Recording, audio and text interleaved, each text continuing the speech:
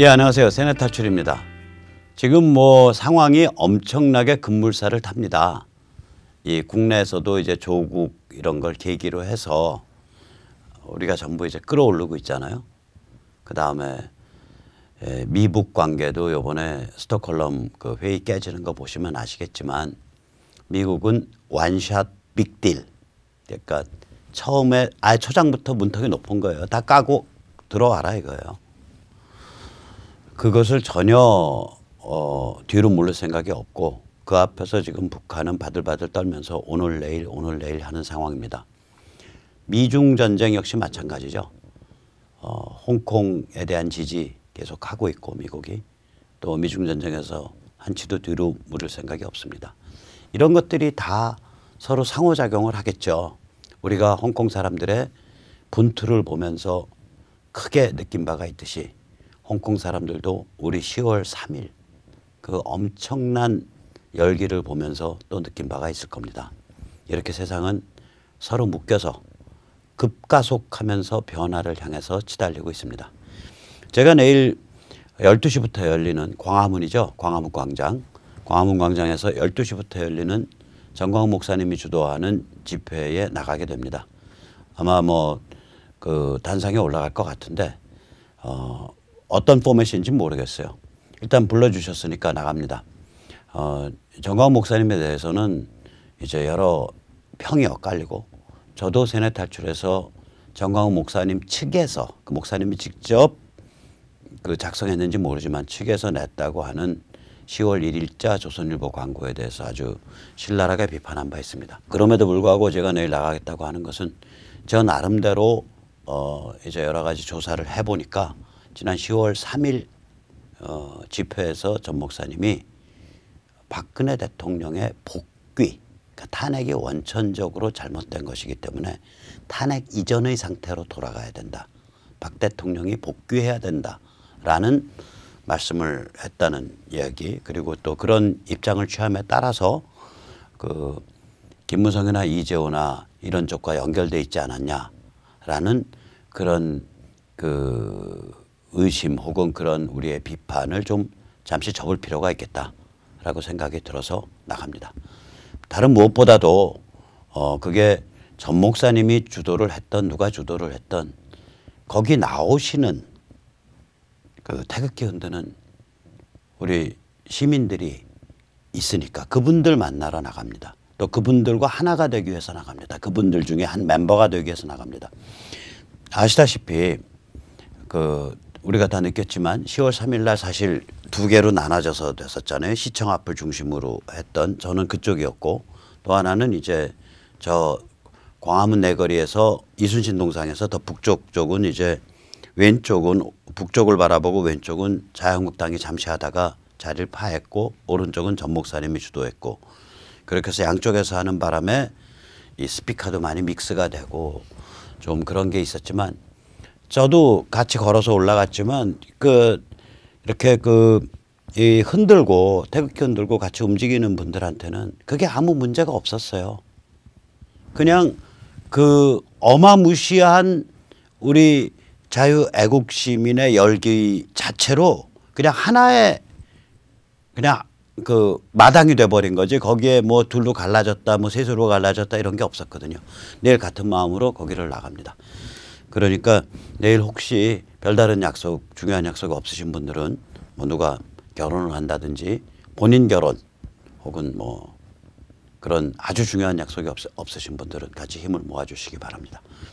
자, 그건 그렇고 지금 세상이 얼마나 급박하게 돌아가는지 한번 북핵 문제를 중심으로 해서 살펴보기로 하겠습니다. 보시다시피 이번 스톡홀름이 끝나고 나니까 미국 쪽에서 아주 살벌한 비판이 나옵니다. 이 트럼프 행정부에 적을 둔 사람들이 그런 비판을 안 해요. 오히려 트럼프 행정부에 적을 두고 있는 사람들은 외교적 발언, 점잖은 발언만 합니다. 살벌한 비판은 바깥에 있는 그 평론가들 혹은 전임 그 국무성 그 관계자들 이런 분들이 합니다. 로버트 아이논 전 비확산 군축특보는 이렇게 말했습니다. 그들은 비현실적 기대를 가지고 회담장에 나왔다. 이 비현실적 기대, unrealistic expectation.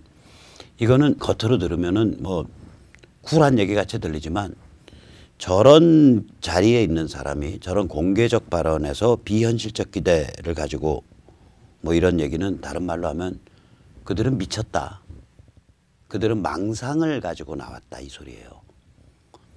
이들이 망상을 가지게 된 이유는 첫째, 트럼프가 최근 북핵 문제에 대해서 새로운 방식을 사용하겠다. 뉴 메소드를 사용하겠다고 발언했기 때문이고, 둘째, 그들은 내년 트럼프의 재선을 위해서 트럼프는 북핵에서 성과를 내야 할 것이라고 믿고 있기 때문이다. 이게 이제 전 국무성 비확산 군축특보가 한 말입니다. 또 데이비드 맥스웰은 이 사람은 한국에 파병을 한 너댓 번 나온 군 정보통이에요. 지금 이제 퇴역해 있고 미국 연구재단에서 일을 하고 있는 분이죠. 데이비드 맥스웰은 이렇게 말했습니다. 김정은의 비현실적 기대. 마찬가지죠. 김정은이가 망상에 빠져 있다. 그들은 미국에 양보할 것이라 생각했다. 미국은 스톡홀름에 대해서 단지 실무 차원 접촉이라고 생각하고 나갔는데 김정은은 미국이 조기에 북핵 문제를 타결하기를 관절히 원하고 있다고 착각하고 있다. 그러니까 결국은 북쪽은 이게 트럼프가 이 북핵 문제를 얼른 이제 봉합을 얼버무려야 될 그런 처지에 있다라고 믿고 있다는 거죠. 그런 망상에 있다고. 그러니까 이제 지들이 이제 이제 이니셔티브를 잡았다, 칼자를 잡았다고 생각을 하니까 이제 보도 듣도 못한 망언이 튀어나옵니다. 그 망언이 CIWH입니다. 제가 확인은 안 했지만 그 해석된 걸로 봐서 제가 영어로 풀이해서 보면 Complete and Irreversible Withdrawal of Hostility예요. 그러니까 완벽하며 되돌이킬 수 없는 적대 관계의 청산. 이 미국이 CVID 완벽하며 증명 가능하고 되돌이킬 수 없는 비핵화라는 용어를 만든 것에 대해서 그것을 비꼬아서 김정은이 CIWH라는 용어를 만든 겁니다. 말장난한 거죠. 그러니까 넋이 빠진 거예요. 김정은이 지금 말장난할 군번입니까? 말이 안 되죠. 미국은 요새 힘이 넘치고 있거든요.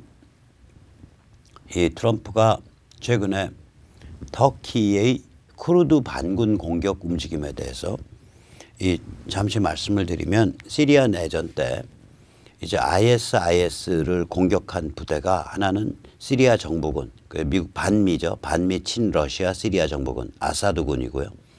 또 하나는 수니파 이슬람 자유시리아군이 있고요. 그건 이제 ISIS를 공격한 거죠. 또 하나 ISIS를 굉장히 많이 괴롭히고 공격한 게 그 이란과도 관계를 갖고 있는 쿠르드입니다.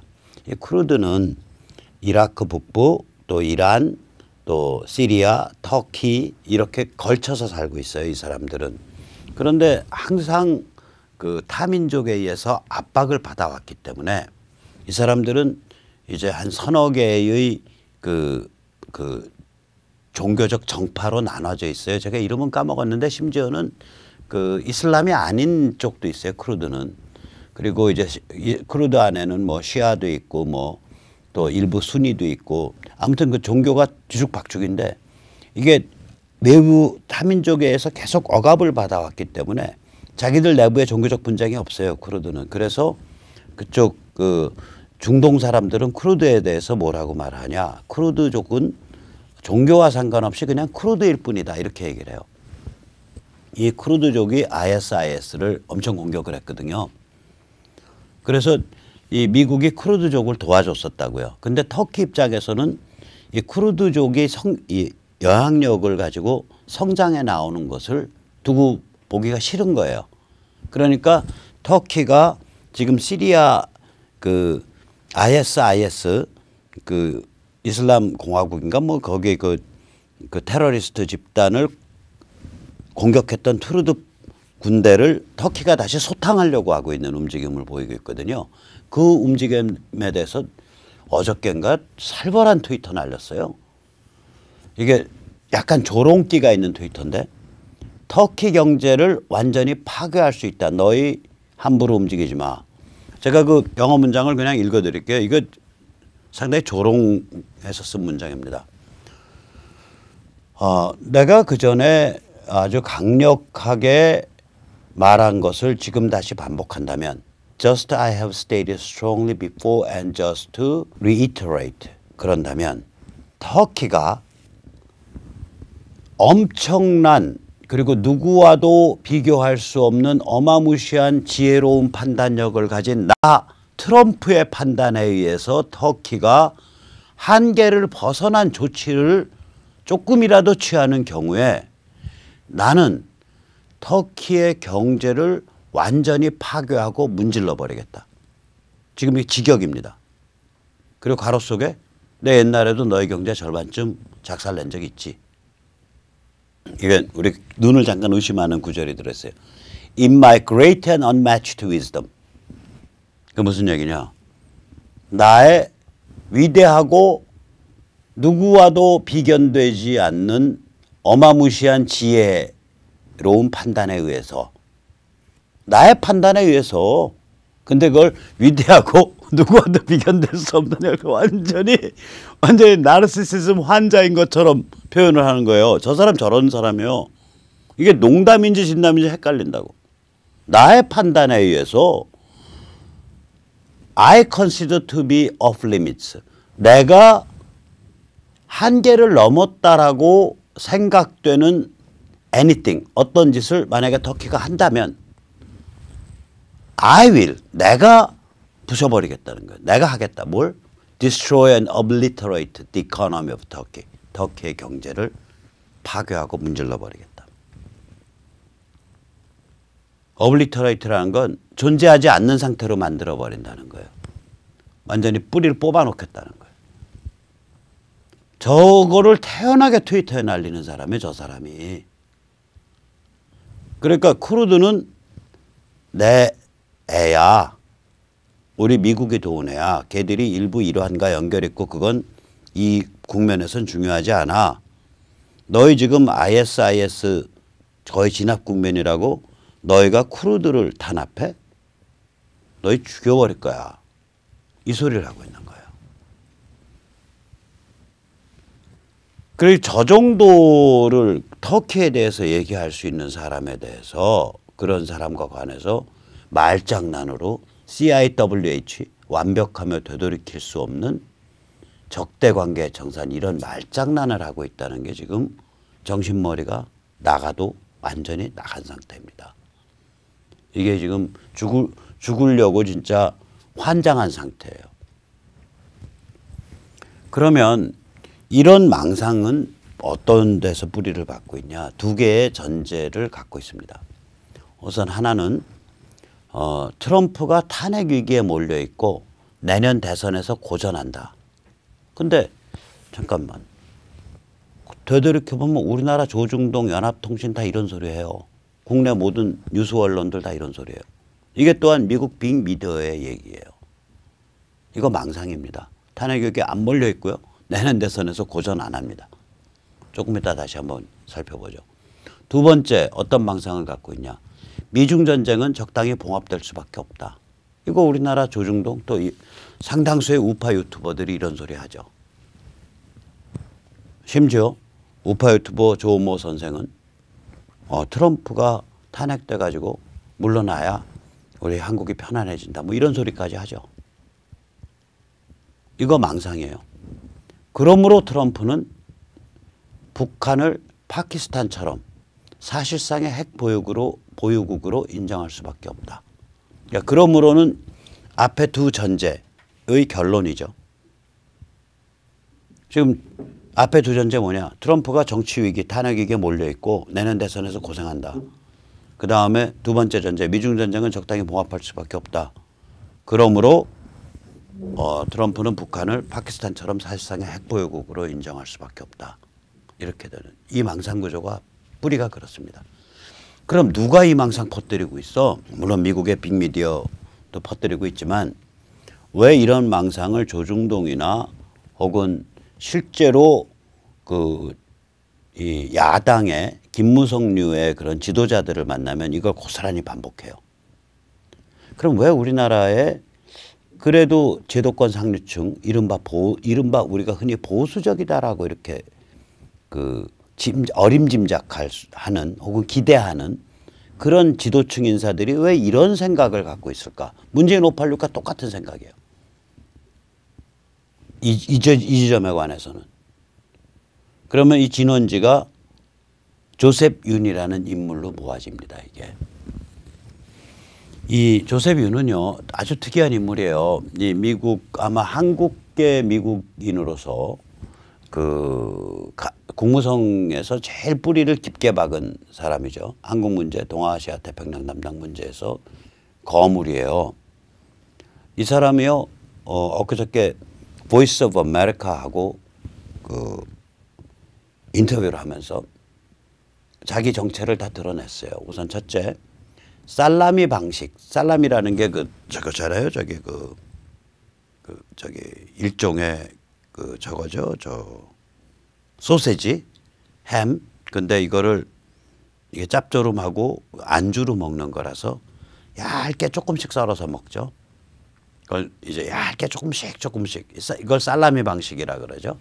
살라미 방식 단계적 비핵화를 해야 된다. 그러니까 지금 트럼프 정부의 전략과는 완전히 다른 거예요. 트럼프 정부의 전략은 얘들 살라미 방식 단계적 비핵화하면 안 돼. 얘들 한다 그래 놓고 큰 그림 그려놓은 다음에 단계적으로 한다 그러면 첫 단계 경제 제재 해제해줘. 그래 해제해주면 그 다음에는 부도수 펴내는 애들이야. 입 딱 씻고 모르쇠하고 또 개발해. 큰일 나 얘들. 그러니까 얘들은 아예 숨통을 확 조여놓고 문턱을 처음부터 높여야 돼. 너희 목록 다 까. 그리고 너희 무제한 사찰 허락해. 수락해. 처음부터 완전히 문턱을 높인 원스텝 빅딜 해야 돼. 얘들이랑은 살라미 방식 스몰 딜, 단계적 스몰 딜 이거 안 돼.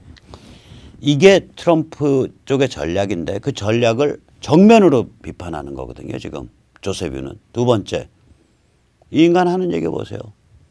트럼프가 탄핵 위기 등에 내몰려야 북한과 합의가 성사되고 동아시아가 편안해진다 이거예요. 아니 여기 조중동에서 차마 못하고 그걸 대변에서 했다고 저는 생각하는데 우파 유튜버 나이 많으신 조 선생이 한 얘기랑 똑같은 얘기 아니에요. 트럼프가 정치적으로 몰락해야 대한민국에 평화가 온다. 제대로 대한민국이 풀린다. 똑같은 얘기예요 저거. 조셉이 똑같은 얘기라고요. 이 사람이 좀 특이한 사람이에요. 이 사람이 원비어 빼낼 때 그때 담당이었거든요. 2017년에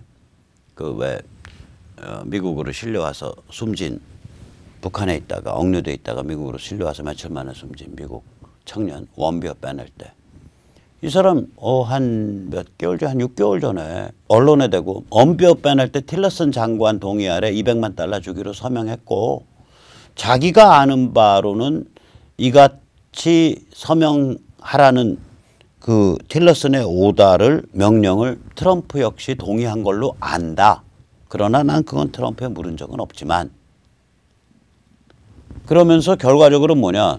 트럼프가 사람 빼낼 때 $200만 주기로 해놓고 그거 안 주고 있는 저기 돈 떼먹은 사람이야. 이런 식으로 얘기했다고요. 그게 6개월 전 일이에요. 또 이 VOA랑 이제 VOA는 국무성에서 운영하기 때문에 한 3분의 2 정도는 3분의 2, 4분의 3은 굉장히 좋은 내용이지만 미 국무성 자체가 PC 좌파의 영향력이 커요. 예를 들어서 우남 이승만 대통령은 공산주의랑 싸우는 것보다 미 국무성과 싸우는 게 훨씬 더 힘들었다. 이렇게 평이 되거든요. 그래서 이 미 국무성의 PC 좌파 불그레한 혹은 진보 깡통 진보 성향 이런 게 많기 때문에 여기 여기자가 하나 있어요. 앵커가 김칸이라고. 김칸이가 이 친구도 이제 공부가 안 돼서 조셉 윤한테 북한의 체제 안전 보장에 대해서는 미국이 어떻게 해야 됩니까? 이렇게 얘기를 그런 식의 질문을 했어요. 제가 이세넷 탈출에서 거듭 반복해서 얘기했지만 체제 안전보장이라는 건 존재하지가 않아요. 김칸희 기자님 정확히 들어주세요. 김칸희 기자님 영어 잘하시죠? 그러면 이때까지 미 행정부에서 나온 얘기 중에 Regime Security Guarantee라는 얘기가 있었는지 보세요. 없습니다. 그냥 Security Guarantee입니다. 안전보장. 그러면 이 안전보장을 체제 안전보장이다라고 선전해 온 거는 문팔육 집단, 여기 한국 언론입니다. 김칸희 기자님, 그 미국 언론 보고 계세요? 아니면 한국 언론 보고 계세요? 그런 식으로 할 것 같으면 VOA에서 일하지 말고 나오시라고. 이 VOA 기사들 보면 가끔씩 체제 안전보장이라고 제목도 뽑고 기사도 뽑아놨는데 인터뷰 당한 사람들 보면 그냥 안전보장을 얘기하고 있는 경우가 많아요. 국가안전보장. 그것에 대해서는 VOA가 일전에 보도한 바와 같이 그 뜻은 미국이 북한을 침공하지 않는다. 미국이 북한에 대해서 핵무기를 사용하지 않는다. 그것이 미국이 지금 말해온 그리고 싱가포르 회담에서 1조에서 말한 DPRK의 그러니까 조선민주주의 인민공화국의 안전보장이라는 구절의 뜻입니다. 그러니까 김칸희 기자님 그 문팔육 주사파 그 노름에 취해서 그걸 미국까지 선전하시는 그런 과업을 하시려면 VOA에서 나오십시오. 자, 이렇게 그릇된 질문을 물었을 때 이 직업 외교관으로서 평생을 살아왔다면 조세빈이 질문 잘못됐습니다. 미국은 체제 안전보장에 대해서는 얘기한 바 없습니다. 미국은 항상 DPRK의 안전보장에 대해서 얘기해왔고 그것은 저랑 같이 일해왔던 국무성 동료들이 여러 차례 지적했듯이 전직 국무성 동료들까지도 그것은 미국이 북한을 침공하지 않는다. 미국이 북한에 대해서 핵을 사용하지 않는다는 거지. 북한의 체제는 북한 주민이 스스로 선택하는 주권자가 되는 거지. 그걸 어떻게 미국이 어떻게 그 체제를 보장할 수가 있겠습니까? 라고 바로 잡은 다음에 자기 얘기를 해야 되는데 그랬던 질문에 대해서 자기 얘기만 해. 근데 자기 얘기는 안전보장 얘기예요. 시큐리티 개런티예요. 체제 안전보장 얘기가 아니라. 그러면 결과적으로는 어떻게 되냐. 김칸희의 체제 안전보장이라는 잠옷 주사파스럽고 잠옷 종북스러운 그 개념을 고스란히 인정해 준 게 되는 거 아니에요. 조세빈 저 괴물이에요. 저 사람이 얼마나 살벌하냐면 일단 1970년대에 런던 스쿨 오브 이코노믹스 그러니까 런던 정경대 석박사로서 출발을 했습니다. 런던 정경대는 그 영국의 페비안 사회주의자 웹 부부에서 만들어졌는데 우리가 흔히 알기로는 그 페비안 사회주의면 공산주의랑 결별한 굉장히 합리적인 거 아니야? 라고 알 수 있지만 저 웹 부부는 아주 악질적인 스탈린 추종자였습니다. 그래서 1920년대 30년대 전까지만 해도 저 경제학과는 완전히 마크시스트 경제학과였었어요. 그런데 특이하게 1920년대에 총장이 된 사람이 방향을 확 틀어요. 경제학과에 대해서. 그래서 우리가 지금 굉장히 존경하는 시장주의 경제학의 굉장히 중요한 인물인 하이에크. 하이에크가 저 런던 정경대 경제학과 교수를 했어요. 즉 1920년대 이후로 런던 정경대 경제학과 자체는 마크시스트 경제학자들도 있었지만 오히려 시장주의 경제학자들이 꽤 많아요. 저기가. 그러면 학풍 자체로 보면 뭐 별일 없었겠네 라고 말할 수 있는데 학교라는 게 학과 생활만 하는 게 아니잖아요. 저기가 정치학과 쪽 넘어간다든지 다른 쪽 그다음에 특히 스튜던트 유니언 학생 동맹 즉 학생회 쪽 가게 되면 완전히 새빨간 대학이에요. 그 당시에는. 어마무시하게 새빨간 대학이고요. 1990년대 지금 모르겠는데 90년대까지만 해도 저기에 마크시스트 경제학자들이 또 마크시스트들이 이 사회과학 파트에 여기저기 포진해 있던 상당히 문제적인 대학입니다. 저기가. 그러니까 이 양반이 조세빈이 저 런던 정경대 다닐 때 뭐 좀 이상한 물 들은 거 아니야? 이런 생각부터 드는 거예요. 어쨌거나 이 사람은 2004년에 국무성 한국 데스크를 했어요. 국무성 한국 데스크면 한국 쥐락펴락합니다. 2005년엔 그 서울 주재 미 대사관의 정치 참사관을 했어요. 그러니까 Minister Council of Political Affairs. 그러면 정치 참사관이거든요. 그게 지금은 이제 한국 국력이 많이 높아지고 그래서 그렇지만 2005년 저 노무현 정부 무렵인데 저때 정치 참사관 지금도 힘이 파워가 막강한데 저때 정치 참사관이면요 한국 정치계, 경제계, 언론계를 휩쓸고 다녀요. 저 사람이 계속 한국이나 동아태 담당이라고요. 2011년에는 동아태국, 국무성 동아태국, 그러니까 Bureau of East Asia and Pacific, 그러니까 동아시아 태평양국이죠. 동아시아 태평양국의 수석 차관보예요. Principal Deputy Assistant Secretary라고요. 저게 센 거죠. 그 위는 바로 Assistant Secretary인데. 차관인데.